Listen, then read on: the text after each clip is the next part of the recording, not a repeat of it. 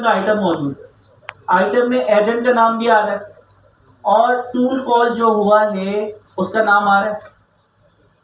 देखें how many jobs के नाम से कहाँ पे आ रहा है, इंस्ट्रक्शन के अलावा, इंस्ट्रक्शन के अलावा कहाँ पे नाम आ रहा है, हाउ मेनी।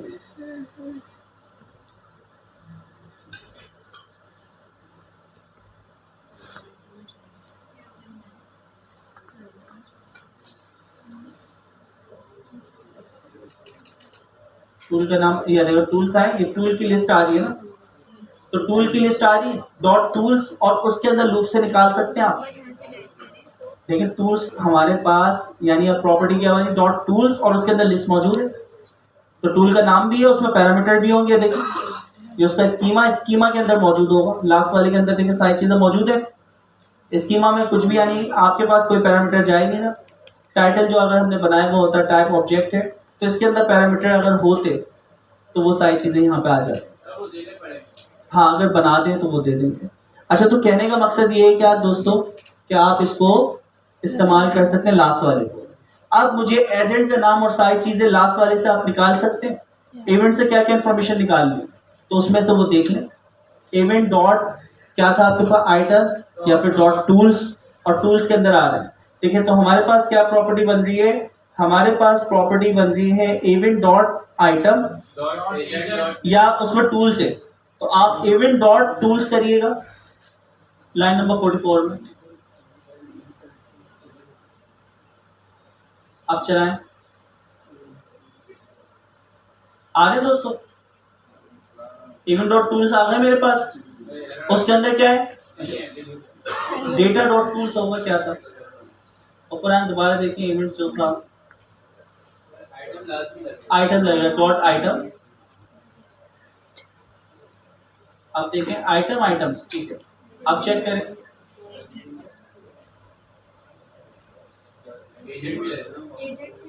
एजेंट भी लगेगा, ठीक है। तो आइटम के बाद एजेंट चले लगाए।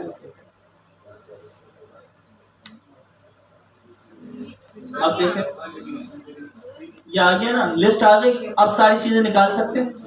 एजेंट, एजेंट का नाम भी, जो टूल कॉल हुआ उनकी लिस्ट भी मौजूद है, उनके पैरामीटर्स भी मौजूद हैं, तो सारी चीजें लास्ट वाले से निकाल सकते हैं, चारों की चारों चीज, ठीक है। तो डिपेंड करता है कि आप कैसे इस्तेमाल करें।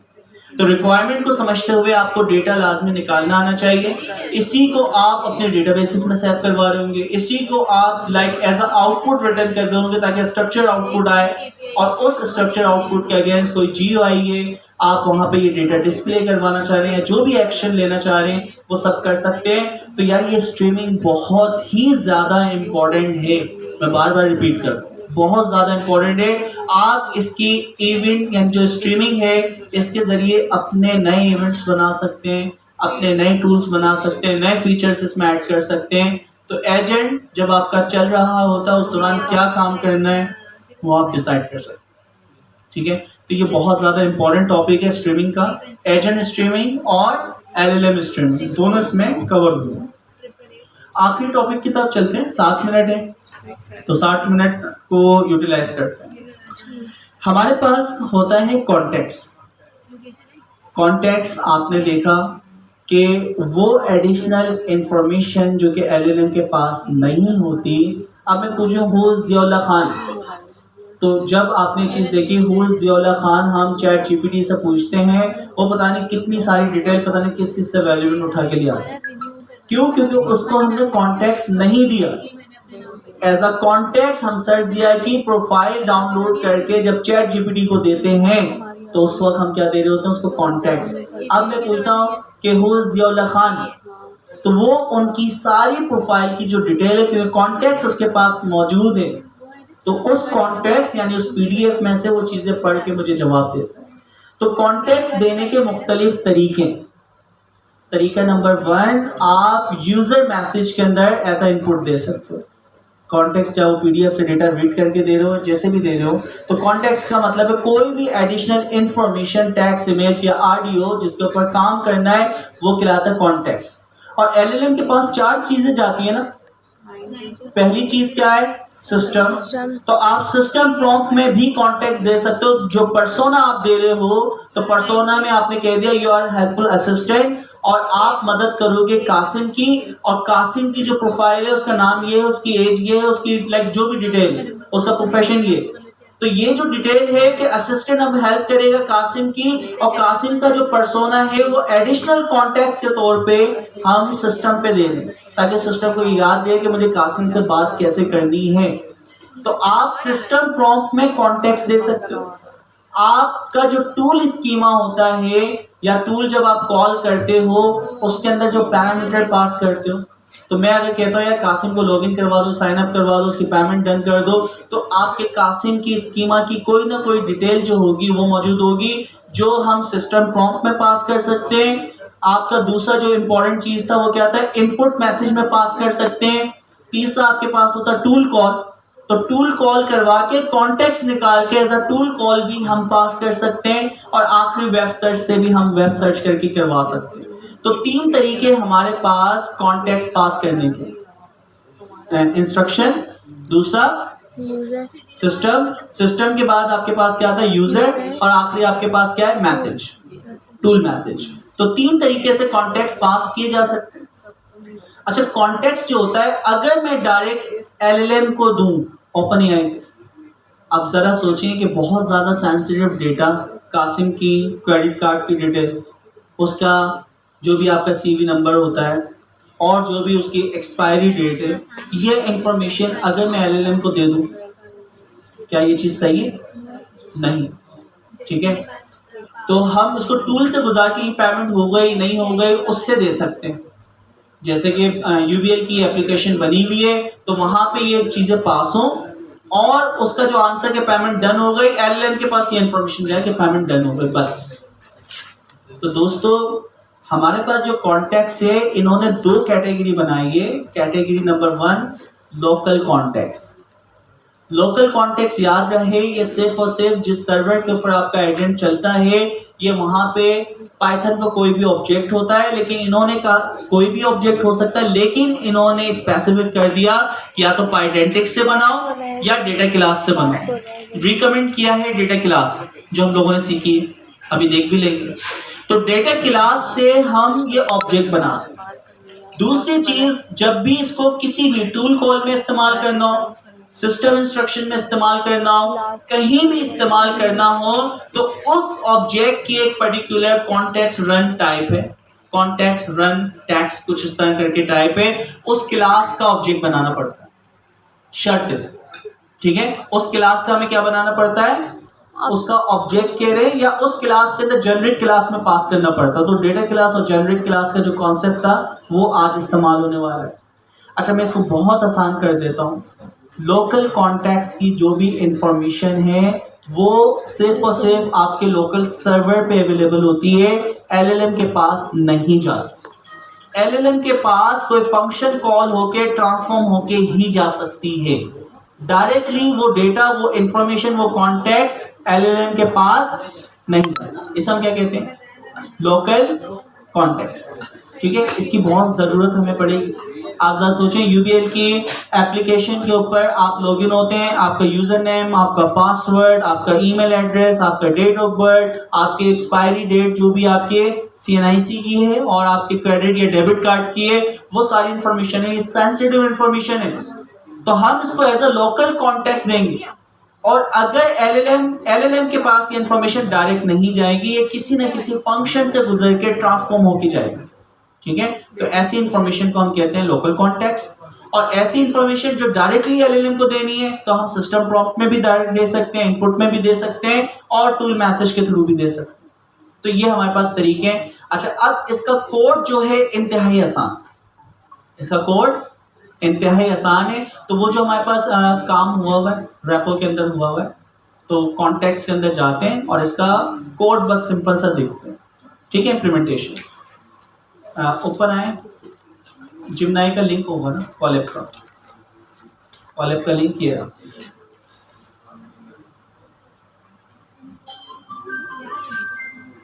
तीन मिनट आप लोग के एक्स्ट्रा बस, ताकि उसको एंड कर दें। यार मेरा तो दिल चाह रहा आधा घंटा ले लो, लेकिन आप लोग के चेहरे जब मैं देखता हूँ ना, ऐसे मासूमाना चेहरे आपके नज़र आते हैं कि पता नहीं सारी दुनिया का जुल्म मैंने ही किया। भूख लगी होती है ना आप लोग को। अच्छा ये आ गया, इसके चलाते जाए और जहाँ पे वो कोड है वहाँ पे आ जाते हैं। कॉन्टेक्ट जहाँ पास हो रहा है, इंस्टॉलेशन के बाद एसिंक्रोनस चलाया, वो हमने चला दिया। नेक्स्ट आ जाए, सारा सेटअप है, बच्चों वाला है, ये सारा भी चला दोगे।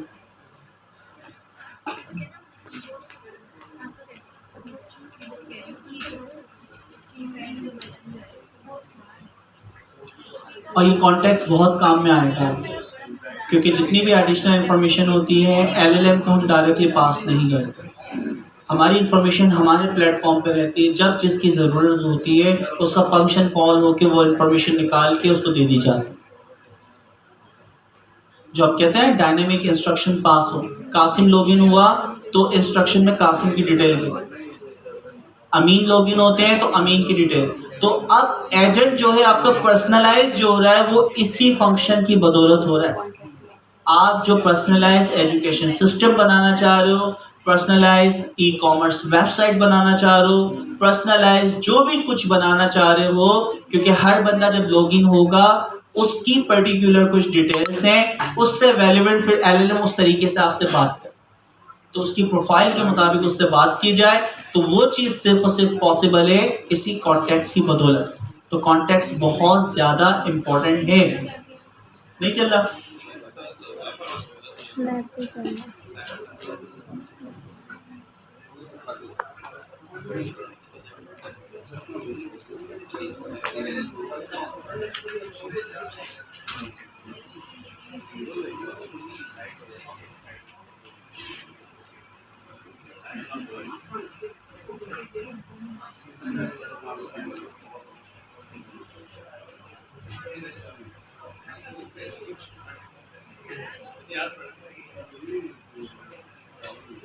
चलाएं, स्क्रॉल डाउन करते हैं, रिजल्ट तो इनके पास खुद भी आ जाएगा। और नीचे आए, पहली चीज देखें, और नीचे आए, यहां से स्टार्ट। आपने क्या किया, अब इंपॉर्टेंट चीज भाई नोट कर लें, सिर्फ कोड को समझें। आपने @data क्लास से एक ऑब्जेक्ट बनाया जिसके अंदर क्या है, नेम, आईडी और लोकेशन, और भी चीजें डालते हैं, CNIC, ईमेल, जेंडर, सारी इंफॉर्मेशन डाल सकते हैं, CNIC, एक्सपायरी डेट, पासवर्ड, जितनी चीजें। उसके बाद ये कहते हैं कि हम इसको एज अ फंक्शन इस्तेमाल कर रहे हैं, तो फंक्शन के पैरामीटर की पहली डेटा टाइप देख लें क्या है, रन कॉन्टेक्स्ट रैपर। उसने शर्त रखी है कि ये टाइप रखी, जेनरिक क्लासेस की। इस जेनरिक क्लास के अंदर अनोटेशन हमने करी हुई है, स्क्वायर ब्रैकेट में हमारी क्लास का नाम लिखा हुआ है ऑब्जेक्ट का, ठीक है, तो वो इसके अंदर रैप लाजमी होगी। और इसने शर्त की है कि जब इस क्लास का ऑब्जेक्ट बना के जेनरिक क्लास में पास करेंगे, डॉट कॉन्टेक्स्ट लगा के वो डिक्शनरी के तौर पे आ जाता है। तो जैसे नीचे आप देखें, रैपर डॉट कॉन्टेक्स्ट पूरी डिक्शनरी आ रही, नेम, फादर नेम, लोकेशन। तो इसमें हमने क्या निकाला है, सिर्फ नेम। अच्छा, हमारे ये फंक्शन जो है एज रिटर्न करेगा उस यूजर का नाम लेके कि वो कितने साल का, यूजर का जो भी नाम होगा उसको कितने साल का कर देगा, 30 साल का। अदरवाइज ऊपर जाके एज वगैरह भी डिफाइन करके आप क्या करते हैं, wrapper dot context dot as, तो वो एज भी यहाँ पे आ सकती थी जो आप वहां पे डालते हैं। अच्छा, फिर इसी तरह एक और टूल कॉल किया, वो क्या बता रहा है आपको, उसका नाम और लोकेशन। अच्छा, अब फिर हम नीचे आते हैं, नीचे आने के बाद चीजें नोट करें दोस्तों, हमने यहाँ पे यूजर की एक डिटेल बनाई कि मोहम्मद कासिम नाम है और उसकी आईडी है, और भी डिटेल डालना चाह रहे डाल सकते हैं। तो ये लोकल कॉन्टेक्ट, जैसे ही कासिम लॉगिन हुआ तो उसकी detail as a contact load हो गई। लोड होने के बाद एक असिस्टेंट है, इसके पास इन दोनों टूल का एक्सेस है, जब जरूरत होगी जब कॉल करेगा। अब मैंने रनर के अंदर कॉन्टेक्स्ट पास किया, सबसे इंपॉर्टेंट रनर के अंदर कॉन्टेक्स्ट इज इक्वल टू हमारी वो क्लास जो हमने बनाई यूजर ने। अब मैं पूछता हूँ, अब असल सवाल हो रहा है जब जरूरत पड़े, मैंने पूछा कि यूजर, मुझे नहीं पता यूजर कौन है, मैं यूजर का नाम बता दो मुझे, या उसकी एज बता दो, उसकी लोकेशन बता दो, जो भी है। तो अब ये क्या करता है, जब ये सवाल गया तो इसने बता दिया the user is 30 years old and is from Pakistan. नाम नहीं पूछा ना, तो नाम का एक फंक्शन बना सकते थे। तो अब क्या हुआ, वो सारी इंफॉर्मेशन हमें रिटर्न कर रहा है। तो एज अ कॉन्टेक्स्ट कि जब जरूरत होती है डायनामिक फंक्शन चलता है, वो इंफॉर्मेशन निकाल के यूज कर लेगा। जब जरूरत नहीं है तो आपको याद रहे कि ये जो इंफॉर्मेशन है एलएलएम के पास डायरेक्टली नहीं है, ये सिर्फ और सिर्फ आपके एजेंट लूप में जितनी चीजों को जरूरत पड़ेगी उस वक्त पॉसिबल होगा। एक एजेंट से दूसरे एजेंट के पास भी ये इंफॉर्मेशन जा सकती है अगर आपने इसको कौन सी क्लास में रैप किया हुआ है, रैपर कॉन्टेक्स्ट टेक्स्ट, ठीक है। और उसमें से डेटा निकालने के लिए जो भी ऑब्जेक्ट बनाया हुआ डॉट कॉन्टेक्स्ट लगा के आप जो भी उसके हायरार्की बने वो इंफॉर्मेशन निकाल सकते हैं। तो बस इतना सा इसका काम था, ये लोकल के लिए। इसी तरह इसी को हम किसके लिए कर सकते हैं, एजेंट स्लैश एलएलएम। तो वो 4 तरीके जो हैं, डायरेक्टली इंस्ट्रक्शन में पास कर दो, डायरेक्टली यूजर इनपुट में पास कर दो, कोई टूल इस्तेमाल करके उसमें से पास कर दो, तो वो आपके पास सेकंड वाला पार्ट है। तो सेम ही चीज़ है, आप इसको इम्प्लीमेंट कर लेंगे। तो आज के सेशन को यहीं पे एंड करते हैं इस होप के साथ कि भाई फुल कंसंट्रेशन के साथ आपने फोकस होके अपने एजेंट का एक्सपर्ट बनना है। आप कुछ कहना चाह रहे हैं?